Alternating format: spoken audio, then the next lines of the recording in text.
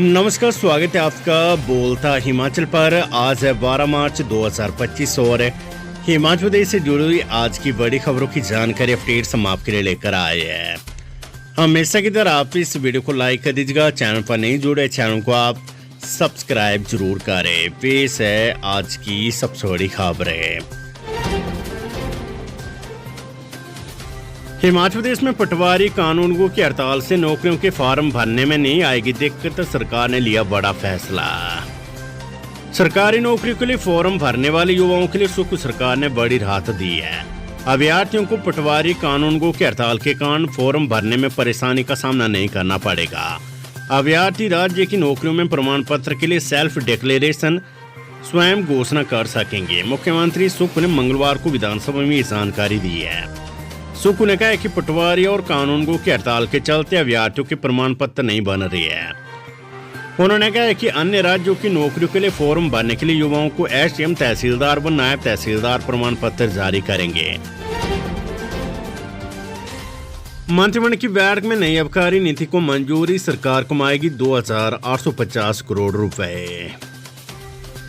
मुख्यमंत्री सुखविंदर सिंह सुक्खू की अध्यक्षता में देर शाम हुई बैठक में वर्ष 2025-26 के लिए नीलामी एवं निविदा प्रक्रिया के माध्यम से नई आबकारी नीति को मंजूरी प्रदान की गई है। सरकार को इस प्रक्रिया से करीब 2,850 करोड़ रुपए राजस्व होने की संभावना है। सरकार ने जेओआईटी भर्ती प्रक्रिया में बड़ा बदलाव किया है। इसके लिए अब संबंधित विभाग कार्मिक विभाग को जेओआईटी पदों को भरने की सिफारिश करेंगे। बीपीएल चयन प्रक्रिया में सरकार ने राहत प्रदान की तथा इसकी आय सीमा को अब 36,000 से बढ़ाकर 50,000 रुपए वार्षिक किया गया है। हिमाचल प्रदेश में अप्रैल 2025 में बीपीएल परिवारों की सूची में संशोधन की प्रक्रिया शुरू होगी। नए मापदंडों के आधार पर होने वाली नई प्रक्रिया में अब ग्राम सभा की तरफ से अनुशंसित बीपीएल परिवारों की सूचियों का सत्यापन करने के लिए उपमंडल स्तर पर उपमंडलाधिकारी तथा खंड विकास अधिकारी की 2 सदस्यीय समिति देखेगी ताकि इनमें पूरी पारदर्शिता को सुनिश्चित किया जा सके। बीपीएल परिवारों की अंतिम सूची से संबंधित कोई भी आपत्ति संबंधित उपायुक्त और मंडलायुक्त को प्रस्तुत की जा सकती है। उनके पास इन शिकायतों की समीक्षा और समाधान करने का अधिकार होगा। बैठक में nursing, paramedical, ministerial and other supporting staff की वेरिफिकेशन को मंजूरी प्रदान की गई है। ये वेरिफिकेशन स्वास्थ्य निदेशालय एवं निदेशक चिकित्सा शिक्षा डीएमई के स्तर पर होगी। मंत्रिमंडल ने निराश्रित बच्चों एवं विधवा महिलाओं की मदद का रास्ता खोला है। इसके तहत अब district mineral foundation trust DMFT से इस वर्ग की मदद की जाएगी। ट्रस्ट की राशि कुल मिलाकर 4 कार्यों के ऊपर व्यय की जा सकेगी, जिसमें निराश्रित बच्चे, विधवा महिलाएं, कानून व्यवस्था और कौशल विकास शामिल है।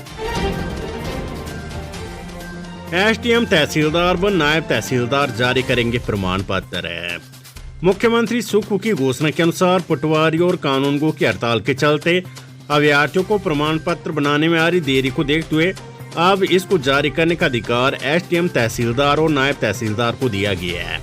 अभ्यर्थी उनके सामने सब पत्र प्रस्तुत करके हिमाचली बोनाफाइड प्रमाण पत्र, जाति प्रमाण पत्र व आर्थिक रूप से पिछड़े जैसे प्रमाण पत्र जारी कर सकेंगे। सोलन जिला में स्थित प्राथमिक स्वास्थ्य केंद्र पीएचसी दिग्गल का दर्जा बढ़ाकर सामुदायिक स्वास्थ्य केंद्र सीएचसी कर दिया गया है। सरकार ने यह निर्णय स्थानीय जनता की सुविधाओं को ध्यान में रखकर लिया है। मंत्रिमंडल बैठक में कुल 19 विषय चर्चा के लिए आए। इसमें विधानसभा से संबंधित कुछ संशोधनों पर भी चर्चा होने की सूचना है। वित्तीय वर्ष 2025-26 के लिए मुख्यमंत्री सुखविंदर सिंह सुक्खू की तरफ से 17 मार्च को विधानसभा में प्रस्तुत किए जाने वाला बजट 60,000 करोड़ रुपए रहने की संभावना है।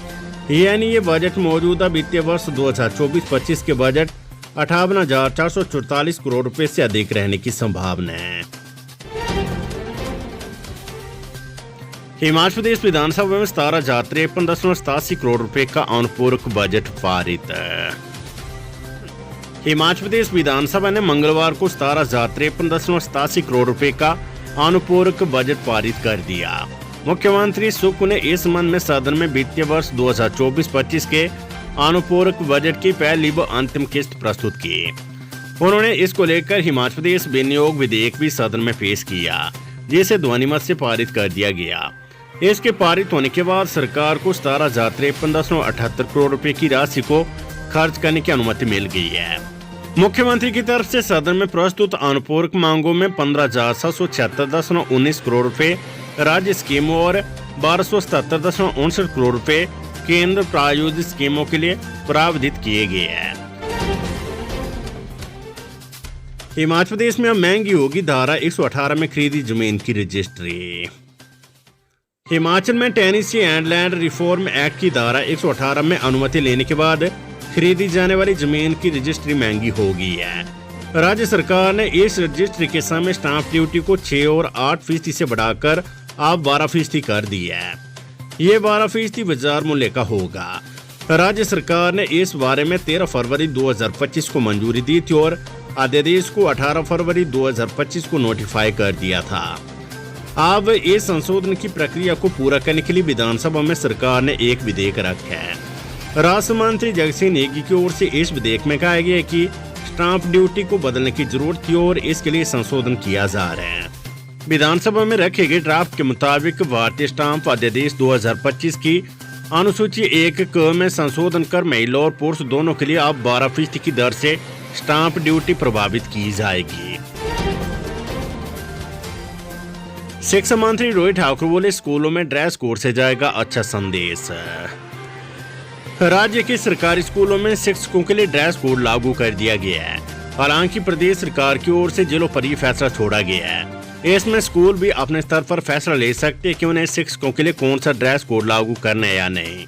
फिलहाल हमीरपुर जिले के लिए डिप्टी डायरेक्टर ने आदेश जारी किया है, यानी ड्रेस कोड लागू करने के लिए पूरे जिले में हमीरपुर जिला का ये पहला ऑर्डर है।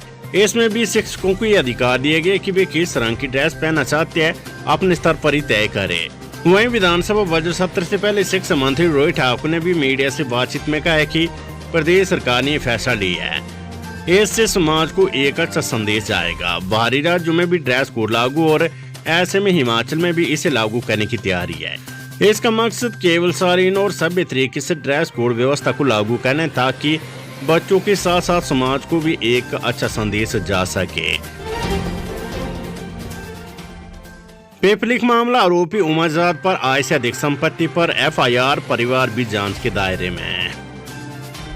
पेपर लीक मामले में आरोपी उमाजाद पर आय से अधिक संपत्ति मामले में एफआईआर दर्ज हुई है। उमाजाद भंग हो चुके कर्मचारी चयनायोग की गोपनीय शाखा में बतौर वरिष्ठ सहायक तैनात थी।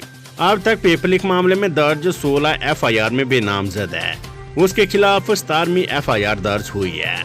दिसंबर 2022 में पेपर लीक मामले का खुलासा होने के बाद विजिलेंस ने आरोपी उमाजाद की संपत्तियों की जांच की। इस जांच में संपत्तियां आय से अधिक पाई गई है। ऐसे में अब इस मामले में एफआईआर दर्ज की गई है। आरोपी के परिवार के सदस्य भी इस मामले में जांच के दायरे में है। पेपर लीक मामले में खुलासा होने के दौरान ही विजिलेंस की टीम ने आरोपी उमाजाद के घर से 6 लाख से अधिक की नकदी और लाख रुपए के आभूषण बरामद किए थे। कॉलेजों में खाली चल रहे विभिन्न विषयों के 544 पद, सरकार को भेजा प्रस्ताव। हिमाचल प्रदेश के कॉलेजों में विभिन्न विषयों में 544 पद खाली चल रहे हैं। 23 नवंबर 2024 तक कॉलेजों में असिस्टेंट प्रोफेसर के 2783 सेक्शन पदों में से 2239 पद भरे हुए हैं। आरटीआई के तहत ये आंकड़े सामने आए हैं।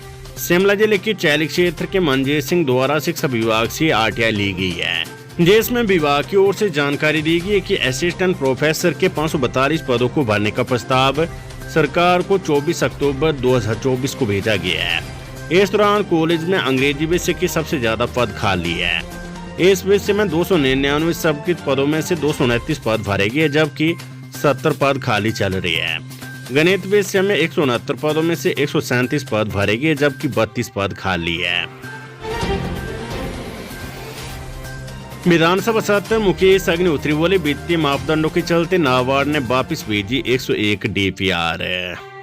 डिप्टी सीएम मुकेश अग्निहोत्री ने कहा कि जल शक्ति विभाग की कुछ विधायक प्राथमिकता योजनाओं को नाबार्ड ने वापस भेजा है।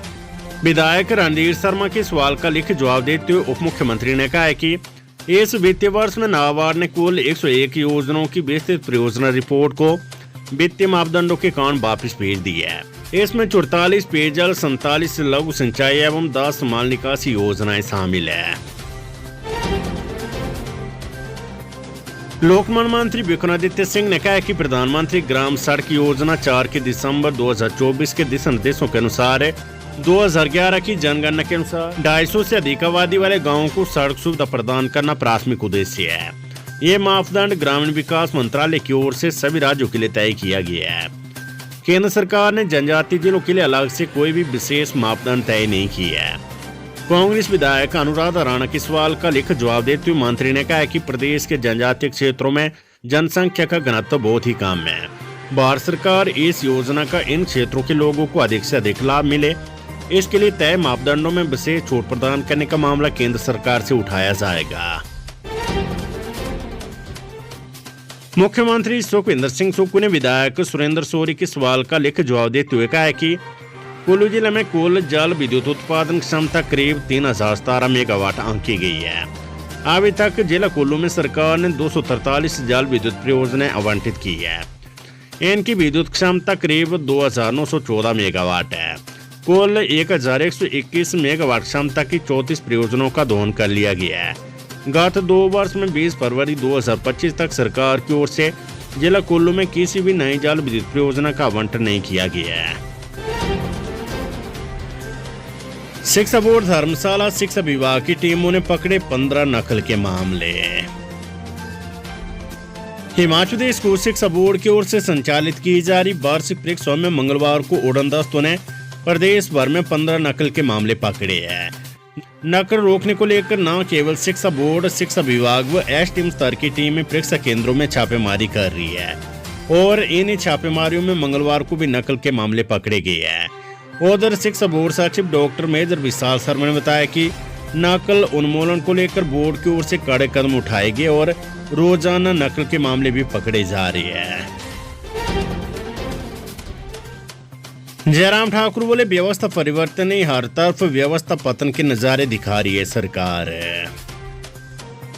विधानसभा सत्र के बाद जयराम ठाकुर ने कहा है कि आज प्रदेश में जितना भी कर्ज है उसका 1/3 हिस्सा व्यवस्था परिवर्तन वाली सुख की सरकार ने मात्र 2 साल के अंदर लिया है। इसके बाद सरकार की दूसरी उपलब्धि है कि हर जगह सरकार की बंदी, तालाबंदी और व्यवस्था पतन के नजारे दिखाई दे रहे हैं। प्रदेश में हर तरफ अराजकता और भ्रष्टाचार का बोलबाला है। कोई भी मुख्यमंत्री के नाम पर पैसे वसूलने की बात कर रहा है और सरकार चुपचाप बैठकर देख रही है। आखिर सरकार द्वारा कोई कार्यवाही क्यों नहीं की जा रही है? कर्मचारियों को बड़ी राहत, अनुबंध सेवा काल का वरिष्ठ लाभ लेने वाले कर्मचारियों से नहीं होगी रिकवरी, कोर्ट से मिली राहत। हिमाचल प्रदेश हाई कोर्ट ने अनुबंध सेवा काल का वरिष्ठ लाभ लेने वाले कर्मचारियों से रिकवरी पर रोक लगा दी है। शिक्षा निदेशालय की ओर से रिकवरी नोटिस प्राप्त करने वाले 500 से अधिक कर्मियों को कोर्ट से बड़ी राहत मिल गई है।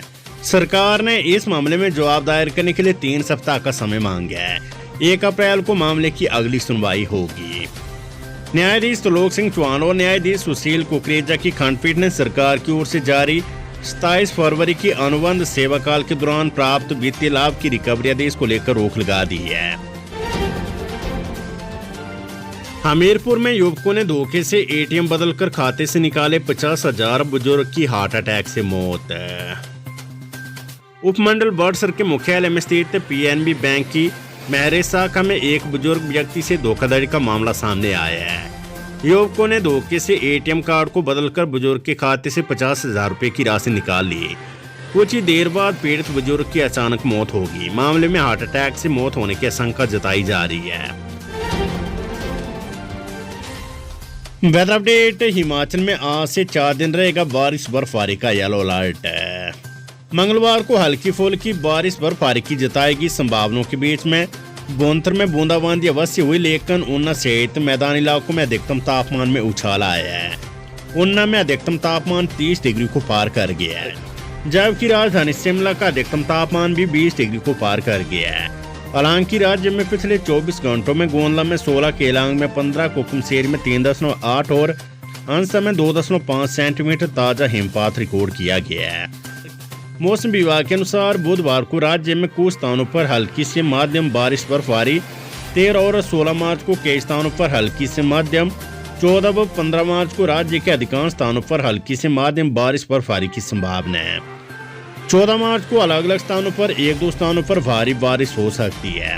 इसके लिए 12 से 15 मार्च तक आंधी तूफान, गर्जन और बिजली चमकने के साथ बारिश व बर्फबारी का येलो अलर्ट भी जारी किया गया है।